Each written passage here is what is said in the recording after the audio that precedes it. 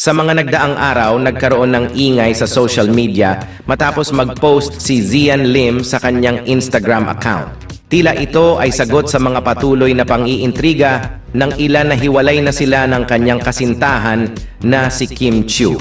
Subalit sa kabila ng maiksing pahayag ni Zian, tila hindi pa rin natatahimik ang ilang netizens na patuloy na nagpapakalat ng tsismis tungkol sa paghihiwalay ng magkasintahan. Bagamat nagbigay na ng pahayag si Zian, mukhang hindi pa rin sila kontento sa sagot na ito at patuloy na pinag-uusapan ng iba ang kanyang personal na buhay.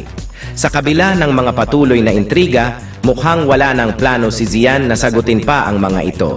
Ayon sa mga ulat, deadma na ang aktor sa mga isyong ito at mas pinipili niyang manatiling tahimik. Ayon umano sa isang source na malapit kay Zian, hindi totoo ang mga lumabas na balita at sa halip na makipag-argue sa mga intriga, mas gusto raw ng aktor na mag-focus sa kanyang trabaho.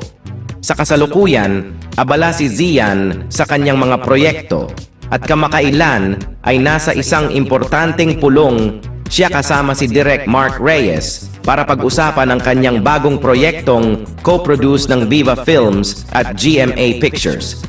Ito ay nagpapakita na mas pinipili ng aktor na ilaan ang kanyang oras at atensyon sa kanyang trabaho kaysa sa mga walang basehang tsismis. Sa kabila ng mga intriga, tila mas pinipili ni Zian na maging matahimik at magtrabaho ng maayos.